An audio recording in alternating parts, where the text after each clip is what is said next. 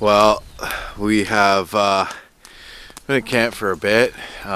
Just checked out the area, found the remains of an old cabin and what looked like a wood stove made out of an old barrel that might have burned in this fire a few years ago, because you could tell there's an old burn here. Definitely a site where other people have camped, likely people from Tadule Lake there. I see a spot where there's probably a bunch of boughs that were thrown down in the winter as a floor and a canvas tent set up, a fireplace, stuff like that. So we can tell that it's been used, and we can see why. I mean, there's not a ton of great camping spots around here. In this place, we couldn't even tell if there's for sure a flat spot, but it looked better than most places from the water. And when we pulled over, it's just wide open and just tons of space and just perfect, like awesome site. Yeah, got the tent set up, a few things to organize, got the fish cleaned, regular camp tasks. Ted got the fire going here. Some clouds rolling in, which, don't make me too happy. Like, what the hell? But hopefully it's... Woo, actually they look not good. But hopefully it doesn't start raining and I can get this fish cooked up and we can get a well-deserved sleep. Today was better than the last couple of days. We made a little further than the daily clicks that we need to put behind us, and no horrific headwinds and terrifying stuff. Couple rapids, but they're manageable. So great day, just absolutely slamming walleye. I caught what I thought was my personal best, and I'm like, maybe I caught one last time that was better. Ted's like, no, that's gotta be your personal best. And then like 10 minutes later, boom, I beat that one. If we had a bit more time, we probably could have slammed like a 10-pounder. Like that one's probably 6-7 pounds even that I caught, just 6.5, just a whale. Ted caught multiple fish too. I caught a big old pike as well. So just like hammer time in these little side eddies and tributaries that we've been fishing. Super fun, because we're starting to get worried how we were catching these dink pikes. Well, times have changed here on the South Seal. We'll see. There's supposed to be grayling in the Seal River, so it'd be neat to get into a different kind of species. So yeah, super fun day, but yeah, it's gonna be time to get some food in us and hopefully get to bed before too late. Seems like with these long days, it's hard to shut her down and get up early. So we're gonna need to have an early rise tomorrow, whether or not we get to bed early. So that's always tough. Anyways, I'm getting hungry, man. I need to pound some of that fish.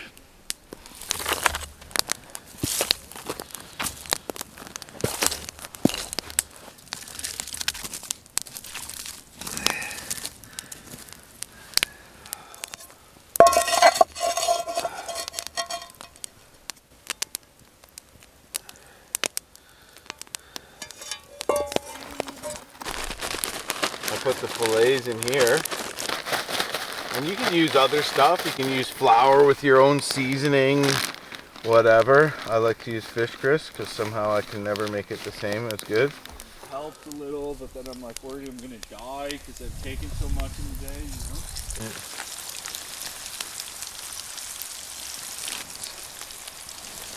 Yeah.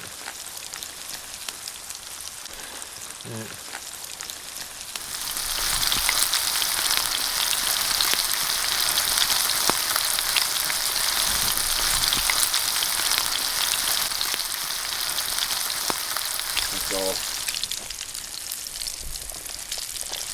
I rigged this fire up perfectly, eh? Yeah.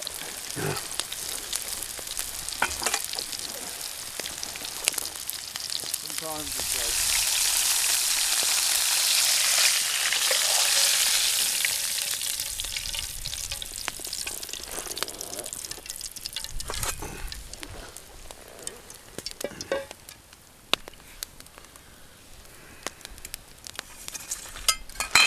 the fillets.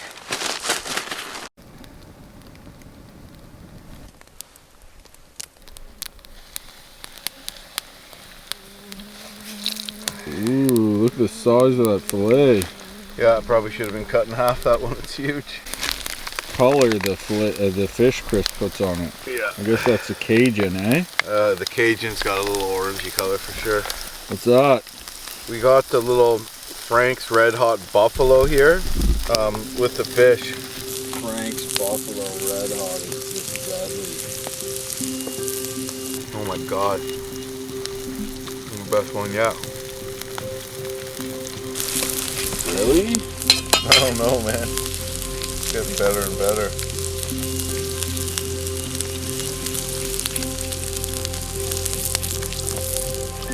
Try this out. Best one yet.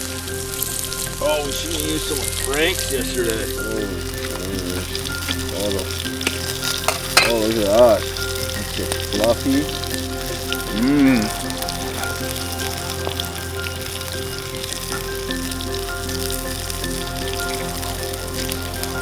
Delicious. Put that all up in there.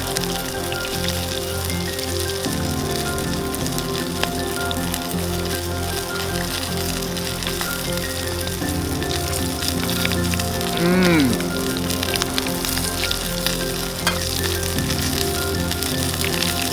Oh, it's so good. It's not that done. Really? No, it's good. Really flaky.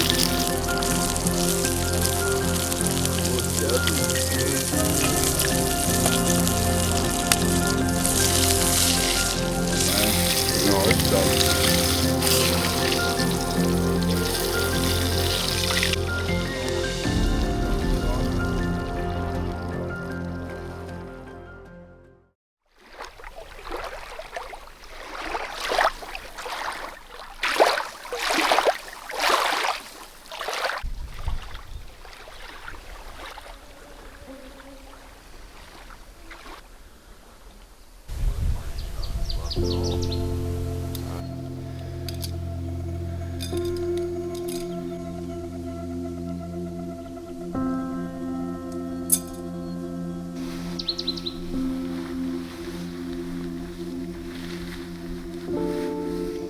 Really nice change to where we've been camping the last few nights in swampy moss.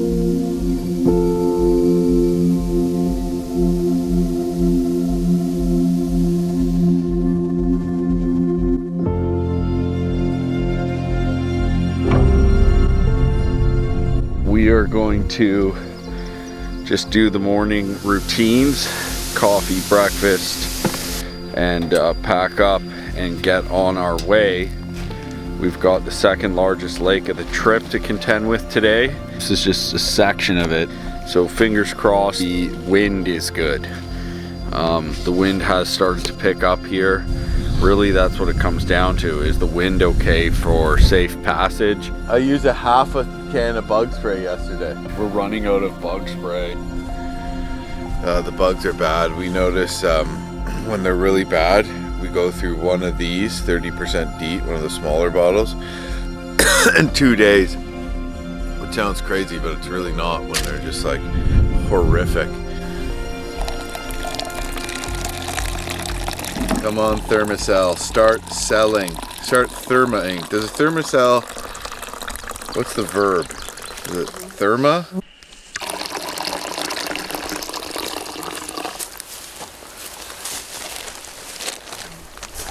Just time-wise. Hopefully it starts picking up though in the camping and overall fun scale, you know? Yeah, days more like today. You know? Apparently this fishing isn't good in the seal though. Right. Good noxiously tall tripod that is. Yeah, I love it. Look, it's actually tall enough for me. This mosquito just kamikazed into my coffee. Yeah, that happens every about 3 minutes or so. Mm-hmm. Whether you're eating something or drinking your coffee or whatever you're doing.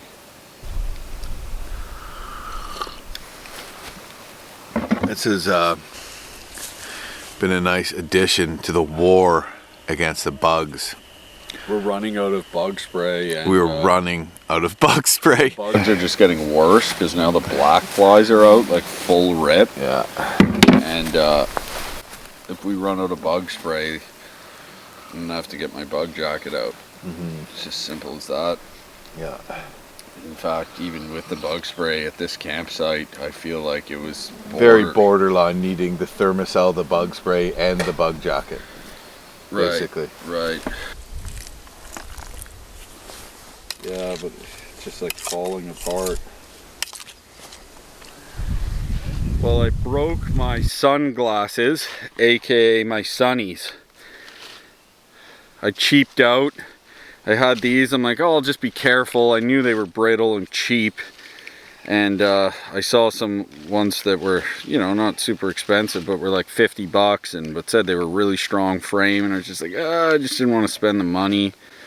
And so I bought these, and of course they broke. So I am going to attempt to fix them with plastic putty. Epoxy. Putty epoxy. Might look ridiculous, but hopefully it works. But you see, like the length, like that's all that holds these together. So pretty flimsy, really. Terrible idea to bring.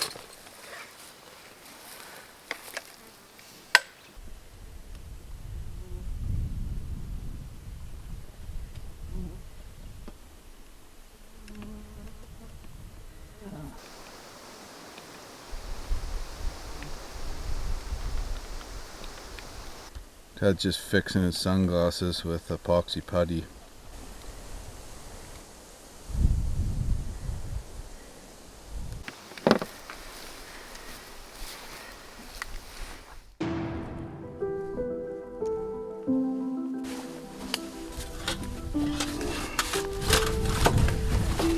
Cleared out the quad trail quite a bit. Yeah, we should never have told him about that. Probably.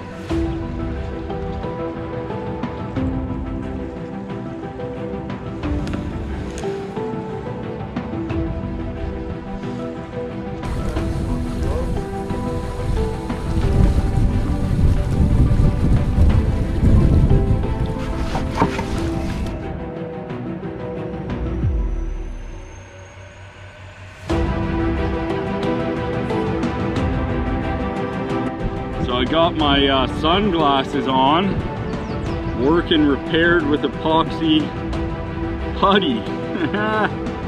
They're working.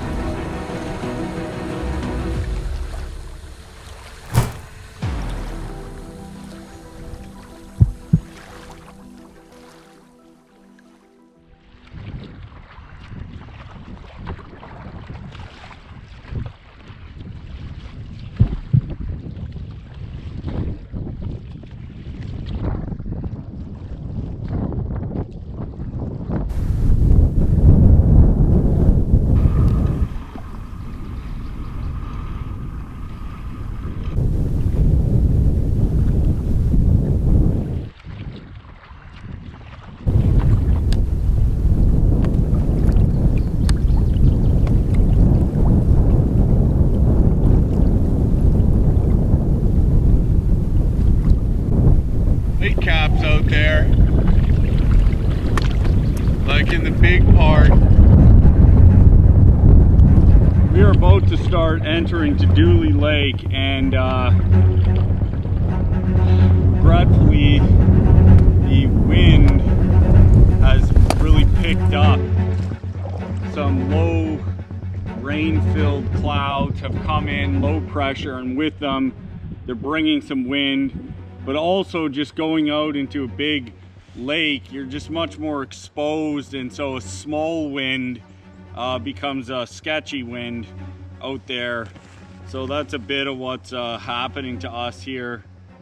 Kind of discouraging. Crossing through these islands might be challenging navigational wise. So we're like here. So I think that island is that right here. I'm way off. Crossing through these islands, so we can just use the GPS, you know? But like if we're here, like that's a pretty big crossing, but then we have that, then we have that. This could get pretty along here too. Because like this here, they have like 1, 2, like almost 3 kilometers to build. Even like if over just paddling here, they were like, woo, like sideways on my boat.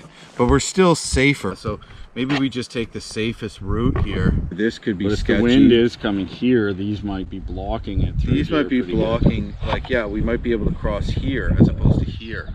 Yeah. You know, well, these two here. Yeah, these two, but if we cross this way, we might be kind of into the wind, but block more than here getting side. Right, and then we might be able to just paddle to this, paddle to that, boom, and then boom. Here. You know? But we'd want to be behind this one eventually, like ideally. If we could, yeah, that would be sketch, because then we'd have to, we wouldn't do that. We'd get to like here, then cross here. You know, maybe we just take the safest route here, stay right, hope that we're kind of blocked, stay right, jump this point. Staying left right now though too might block us from the wind. Let me see where it is on your map. We're like here. So paddling, it's coming this, like that pretty much. Sideways. Yeah. Stayed left, we'd be blocked from the wind, but that would be up until... Stay left, jump these bays. That's a pretty good plan too, dude. But then we'd have to jump here. You can see all those islands out there from here right now. Dude, we're drifting away. Watch out. Back here. Does my rod get stuck? Alright, well, I'd say we just go for it, dude. I don't think it's going to be that bad. Well, the other thing is that if we do paddle up the left, though... We could paddle up the left if you want, man. Well, I'm just saying if we do paddle up the left, the waves also have less time to build just because we're closer to the left of the lake in general. Okay, alright, let's do the left then. I can see the islands here, though. Yeah, I think the right is safer, you know? The left is more risky. Looks like when we got out to the first part of the lake, we changed our minds and we're gonna head right. Probably a safer, albeit about 2 or 3 kilometers longer of a route, and potentially with more waves to contend with. The only thing is they'll be blowing.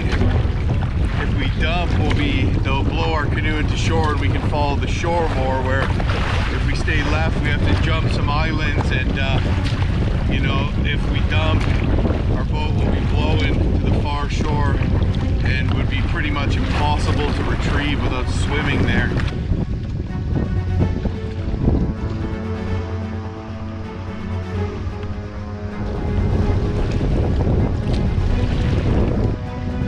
It's building through here more, whereas the tip of this island's actually blocking it.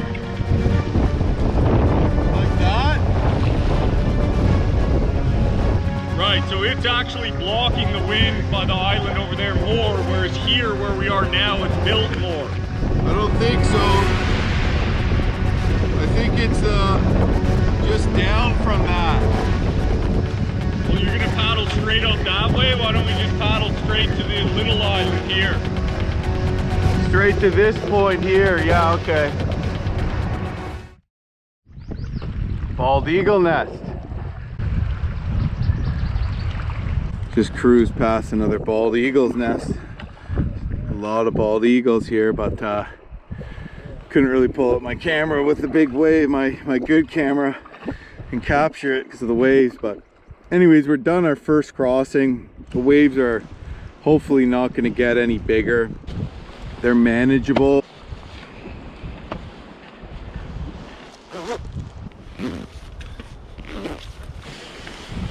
So we just are on an island at the mouth of a big bay, and we're gonna do a crossing, but it's pretty sketchy. It's not a far crossing, but we're gonna be probably taking in some water Luckily we have spray decks on, but there's whitecaps out there. All right, Ted, you ready?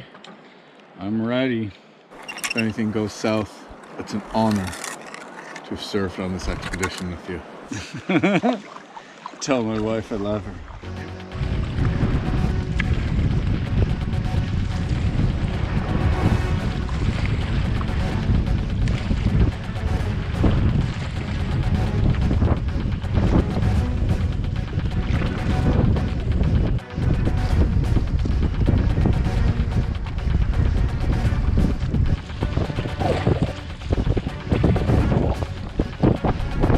This is proving to be dangerous and a real challenge, exactly what we were hoping we wouldn't have to face.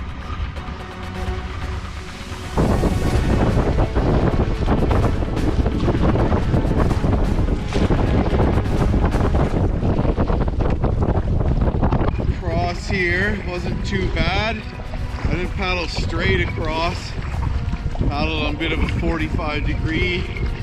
Partially using the wind to sort of ferry me, and also just so I don't broadside the waves. But we're coming up to a section here where the waves are probably going to be much bigger because it's just open to the big part of the lake, and the winds are blowing from the other side, so they'll give the waves a long time to build. Once we get through that stretch, we should be protected again, and we're going to start island hopping. Then we get to Chip Point, and at Chip Point we're going to have to come up with another plan, because after that we have some exposed lake to travel. Maybe the winds will die down by that time, I don't know. Kind of doubt it, but you never know.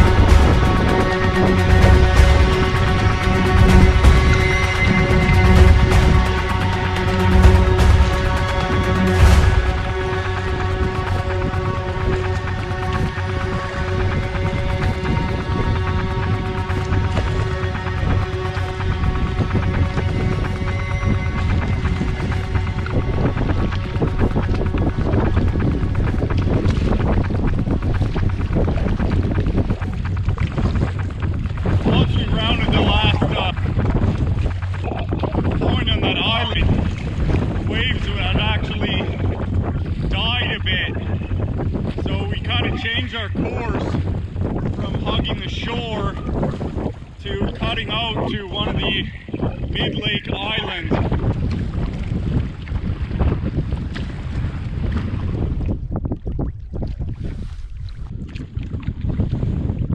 It's just a dead fish floating on the shore?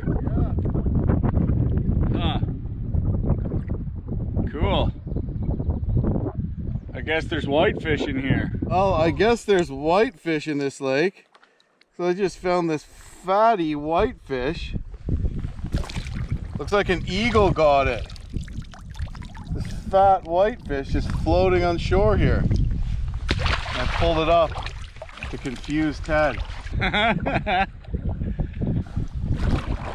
did that whitefish just die and float up, or did it get caught in a net and float here, or did a bald eagle come grab it and then it drop?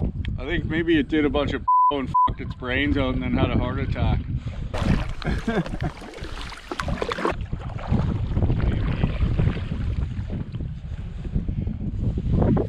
Well, we're just hiding out in the lee of this island here on Tadule Lake, catching a break from the wind. I found like a huge dead whitefish. So there's whitefish in here, clearly. Not sure how deep they're at. But anyways, Ted has proposed power naps. I was thinking we'd get around this corner and beast into headwinds. Power naps. It's like being brought back to life. Ted's proposed power naps. And in fact, not really proposed, but just engaged in a power nap. Oh.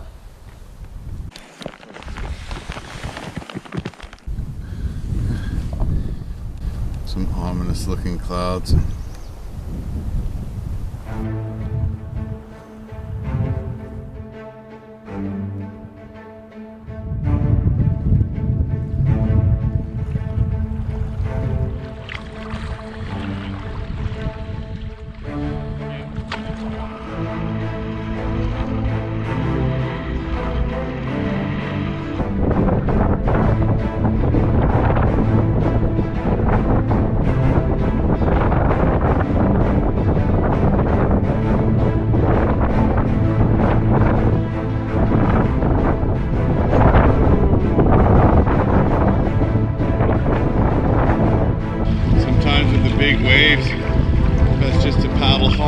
forward. It gives you momentum, which gives you control and stability, rather than trying to go slow and brace. It just sort of tosses you around a bit more.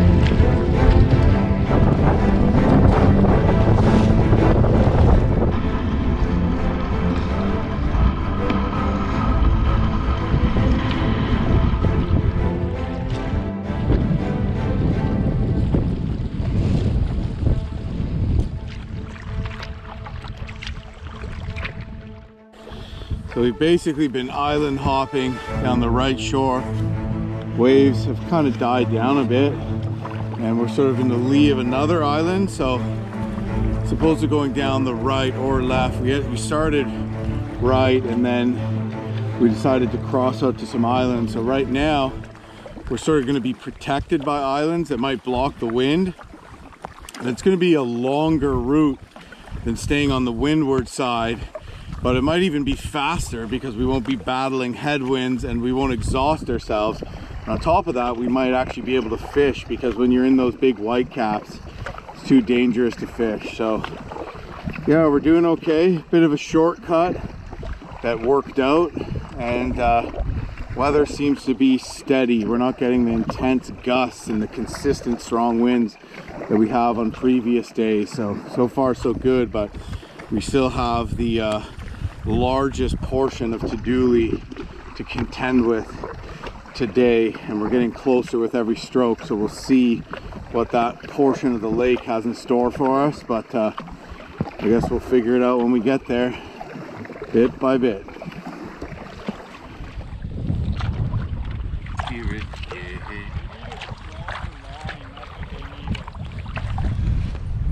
Don't know what it is. Obviously, I'm hoping it's a whitefish.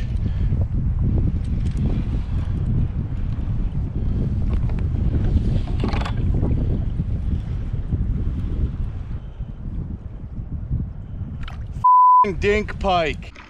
Jim's got a dink pike.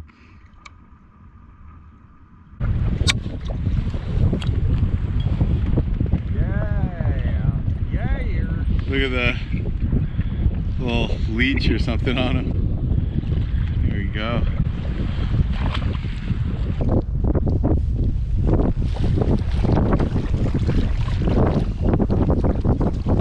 You think we're gonna get caught in that rain? Seems to be raining in patches all over all day. We've just been out of it somehow. Yeah, this looks like a good chance we get hit by this. But it looks like we're not going to be able to dodge the rain this time. And around the point here, This rain is bringing some strong wind. yeah, too. there's a nasty headwind. No. Maybe we should just post up here for a few minutes, eh, Ted? Yeah, like a couple minutes. Cool little sandy esker point here. This is Chip Point, it's called.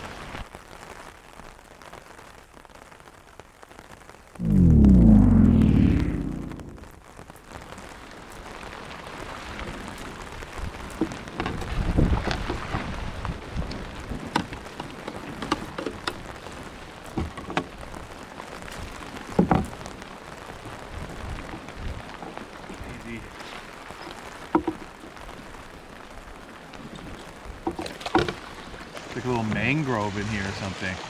She's a-raining. She's a-raining. What are you using? Leech. Nice. Try bottom bouncing with that, eh? Nice to kind of have this. It's my Garmin 66i GPS. And I have bird's eye topo in here and all my waypoints loaded in. So on these big lakes, it's easy to just turn on, select my next waypoint, hit go, line myself up, pick a feature on the horizon, and then turn it off and just paddle to that and do it again. So basically, essentially just take a bearing. Super helpful to navigate these big lakes like that. and just of course just look exactly where you are on the map on the GPS, and then relate it to my larger topographic map here too. It's a great system, so I just keep that out when I'm at parts of the trip like this. In the river, I usually keep it in my pocket, tethered to my belt, because it's also an inReach satellite texting device in case I lose my canoe and become detached from my outfit and I need to call in help. I know that I'll always have it on me.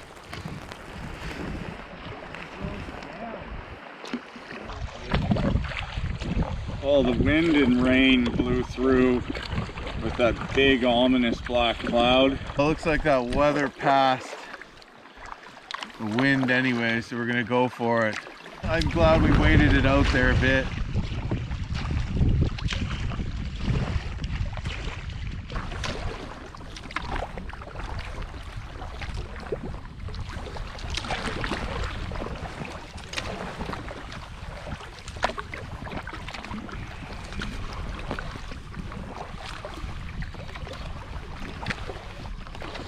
Oh, wow, beautiful evening. The winds have died. There's some steady rollers kind of coming in, but they seem to be dissipating. Storm clouds are that way, blue skies are that way. So we're making a big crossing. Decided to go for it. A little chop, but weather seems steady, stable, I should say. And yeah, so I'm doing like a 3-kilometer open water crossing right now. Gonna pace myself and troll along the way. I'm using 4-ounce keel sinker, and I'm using that small Williams Ridgeback spoon.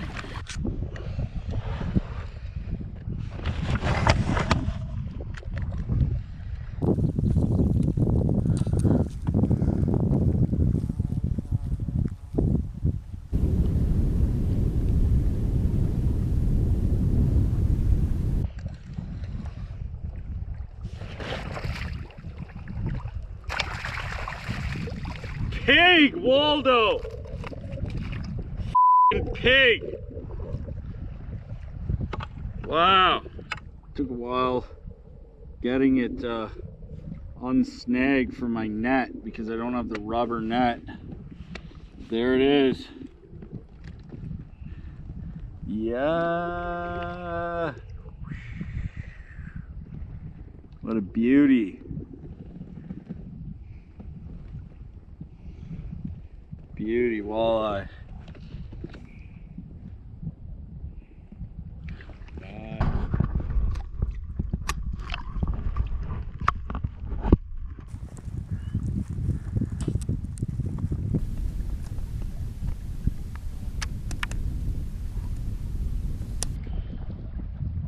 Waldo? Yeah. Oh no. Got him.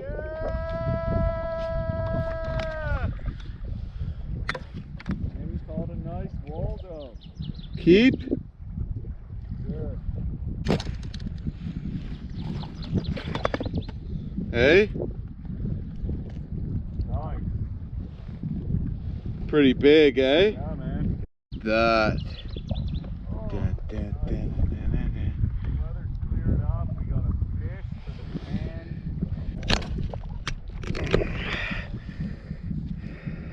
Look at all the freaking lake trout are in this huge part of the lake, eh? Mm-hmm.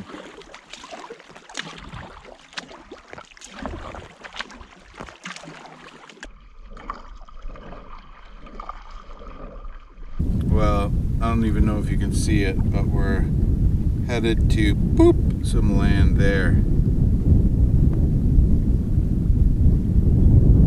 That's where we're going. Gun Peninsula on Tadule Lake.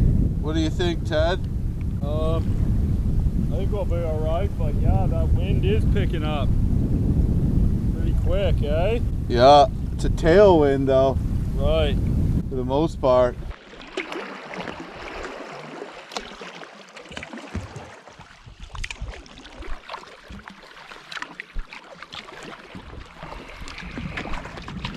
And he goes burning down and down the white water, That's how the log rider learns to step lightly. He's burling down and down the white water. The log driver's waltz pleases girls completely.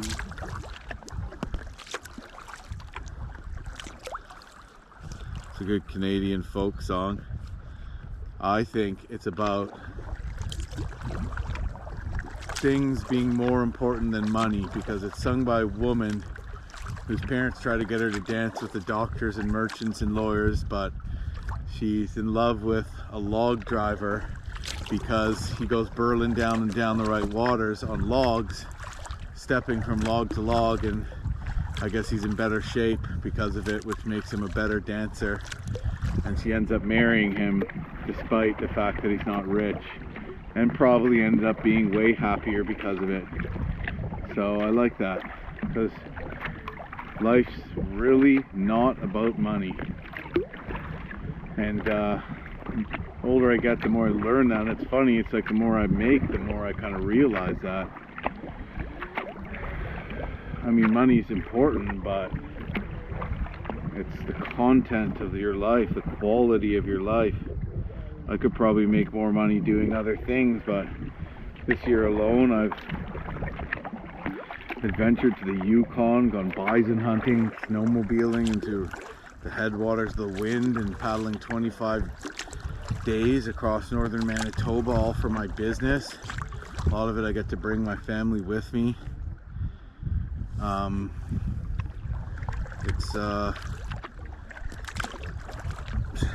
Think about it, if you had to work a lot of hours a week and then pay taxes, how would you ever find the time to experience these things I get to experience?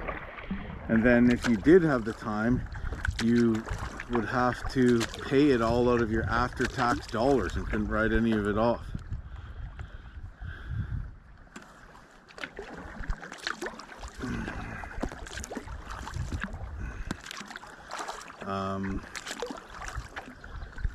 Yeah, hard to articulate, but I'm a pretty happy dude, and I'm really thankful for that. Speaking of singing, voyageurs, ones that knew more songs or had a good voice, would actually get paid more because they would keep up morale with the crew.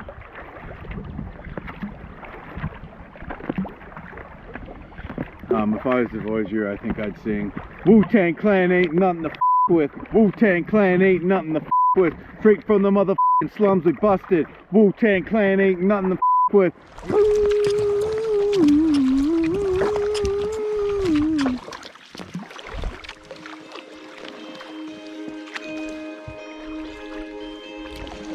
Well, we're coming close to finishing this crossing. Still a beautiful evening. The wind stayed calm and at our tail, so not much more you can ask for. It is pretty late though. It is 10:10. We're still on the water, and still a couple kilometers from our destination anyway. Hopefully there's somewhere to camp there. If not, we'll just make a site, I guess. But it's good to get this big crossing under our belts so that tomorrow we don't have to worry about it. Sun getting close to setting. Checking in with you again. We are closer. It is not dark out actually. 11 and a half hard hours on the water today, and we've rove at our destination after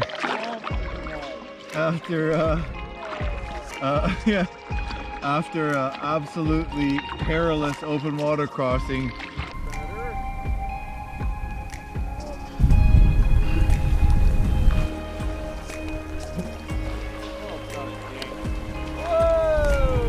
What? Look, Ted.